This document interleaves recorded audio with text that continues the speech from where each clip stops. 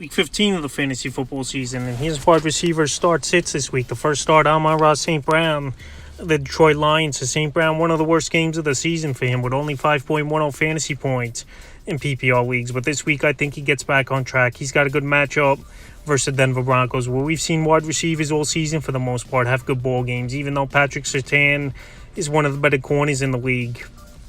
And if he plays in this game, we'll be on Amon-Ra St. Brown. But St. Brown, a great route runner. Him and Jared Goff have a great rapport. And especially at home, we've seen St. Brown in the home games this season have big ball games. The next start, Chris Olave of the New Orleans Saints. So Chris Olave, he was a second, third round pick in most fantasy drafts coming into the year. And the numbers really haven't been there for the most part this season. But him and Derek Carr are starting to build a rapport. They're starting to make plays over the last few weeks. And this week, a pretty good matchup versus the New York Giants, where we know their secondary's young and they've prone to giving up some big plays this season. So Chris Olave, we know, is an athletic wide receiver.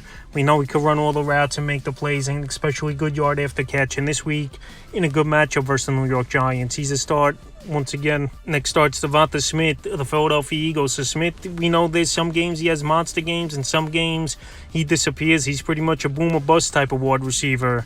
This season, he is Devonta Smith. So this week in a good matchup with the Seattle Seahawks, where their secondary's been shredded over the last few weeks. Like guys like CeeDee Lamb having big games, Brandon Cooks a couple weeks ago, and then last week Deebo Samuel and George Kittle having big games for the 49ers. So Devonta Smith, Monday Night Football, him and Jalen Hurts, they've been on the same page for the most part the last few weeks. With Smith with a fumbling problem last week and dropping a few balls that he had, I think he gets over it in this game and has a big game at Seattle. And now with Philadelphia reeling a little bit over the last 2 weeks, getting blown out by San Francisco and the Cowboys running away with that game. This week, I think he bounces back, and he's a wide receiver. I would start the next start, Rashee Rice of the Kansas City Chiefs. So Rashee Rice, the number one wide receiver on this Chief team. And this Chief team, they've been struggling a little bit as well now, losing the last 3 out of 4 games, where a lot of receivers are dropping passes. Patrick Mahomes is frustrated, but I think everyone on this offense this week gets right with a good matchup at the New England Patriots, where we know their defense really hasn't stopped anyone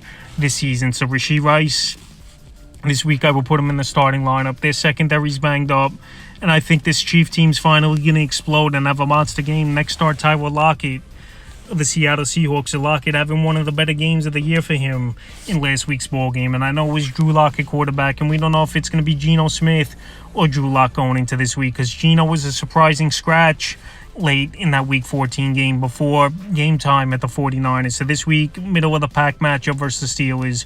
We saw last week Juju Smith-Schuster did go for 90 yards versus the Pittsburgh Steelers. But Tyler Lockett, when it's all said and done, believe it or not, every year he's a 1,000-yard wide receiver. Even this season, he still has a shot at getting it with 4 games left in the regular season. So this week in the middle of the pack matchup, and we know Lockett has had some big games throughout his career, we're out of nowhere, he could put up 150, 200 yards this week versus the Steelers. I think he's a decent start. The next start, T. Higgins of the Cincinnati Bengals. So Higgins, it's a contract season. I know injuries have been a problem all season for T. Higgins. And last week, 2 catches, 72 yards, but him and Jake Browning is starting to get their rapport down. Higgins, he's looked healthy now over the last couple weeks. And this week in a matchup with the Minnesota Vikings coming to town, I think T. Higgins, he could go out there and have a good ball game. Like I said, he's one of the more athletic wide receivers in the league. Single coverage pretty much every time with Jamar Chase on the other side, and the best receiver. He's a top 5, top 8 receiver in the league this season. He is Jamar Chase. And Jake Browning, he's not scared to throw that deep ball and work the middle of the field. So this week with a decent matchup versus the Minnesota Vikings coming to town, even though I know the Vikings just shut out the Vegas Raiders, I think this offense is way better than the Raiders is the Cincinnati Bengal team. And this week, I think they make things happen versus the Vikings. And the final start, Mike Evans of the Tampa Bay Buccaneers. So Mike Evans, we know, is a big play wide receiver. And last week, him and Baker Mayfield just couldn't hit on a few plays. He had one in the back of the end zone where his hand just hit out of bounds, where it would have been a bigger game for Mike Evans. He's had a 1,000-yard season again, is Mike Evans. He's going out there. He's been a deep ball threat for this Tampa Bay Buccaneer team. And this week versus a younger secondary of the Green Bay Packers, even though I know Jair Alexander most likely will be covering him in this ball game, Mike Evans, I'll put him back in the starting lineup with confidence after one bad game. Now to the sits his teammate Chris Godwin of the Tampa Bay Buccaneers. So Chris Godwin, pretty much his ceiling's only been 10, 12 fantasy points, unfortunately, this year. I know he had 11 targets in last week's game at the Atlanta Falcons, but right now he's not a wide receiver pretty much doing much for his fantasy owners in this Tampa Bay Buck team. And even with 11 targets, he only finished the game 5 catches, 53 yards. So he's a sit. Gabe Davis a sit for me as well. Gabe Davis, it's either a monster game or pretty much a ball game where he shut out, and him and Josh Allen haven't been on the same page over the last month of the season. There's a few instances where Josh Allen's had him open and he just couldn't find them, or times where Gabe Davis ran the wrong route, so they're not in sync. Tougher matchup versus the Dallas Cowboys, where their secondary's been solid for the most part this season. Besides that Seattle game and going early in the year for the San Francisco 49ers. But besides that, like I said, their secondary's been solid. And Gabe Davis this week versus a tough secondary, even though he's a big play wide receiver, I just can't trust him in a playoff matchup for fantasy owners. The next hit, George Pickens of the Pittsburgh Steelers. So this Steelers offense, they've had trouble all season, no matter if it's Pickett or Mitchell Trubisky in their quarterback. They're not moving the football down the field.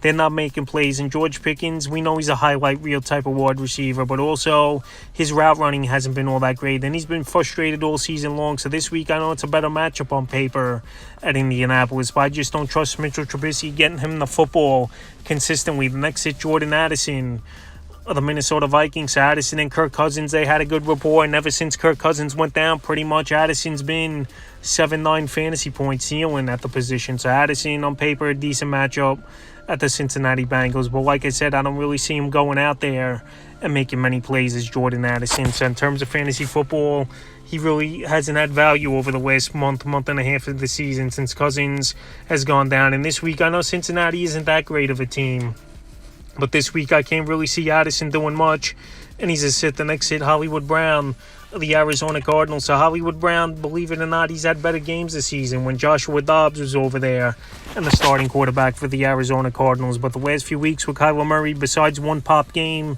Brown hasn't done much, and he's banged up as well a little bit going into the bye week. Tough matchup versus one of the better defenses in the league in the San Francisco 49ers. There's no way I could trust Brown in a playoff matchup for most fantasy owners, and he's a sit. The next sit, Terry McLaurin of the Washington Commanders. So Terry McLaurin, you figured this season with a better quarterback in Sam Howell, who spreads the football around and gets the football down the field to his playmakers, he would be having a better season. But Terry McLaurin, the last 3 games, he's failed to reach double digits as well in PPR leagues. So right now, a tougher matchup at the Rams, even though Del Beckham and Zay Flowers had good games versus the Rams. But Terry McLaurin hasn't been in sync with Sam Howell. Maybe he's hitting a decline a little bit, is Terry McLaurin. So with his inconsistencies over the last few weeks in a middle-of-the-pack type of matchup at Los Angeles, I can't trust him. He's a sit. And the final sit, Jacoby Myers of the Las Vegas Raiders. So Jacoby Myers, he hasn't done much over the last month and a half of the season. And this offense has been piss poor,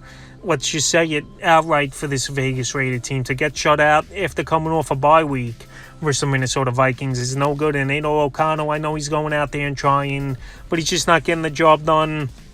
And no one's really making plays on this Raider offense. And if Josh Jacobs is out of this game as well, they're really going to try to force Aidan O'Connell to beat him in this one is his Charger defense. So I just can't trust Jacoby Myers. So that's wide receiver start sits for Week 15 of the fantasy football season.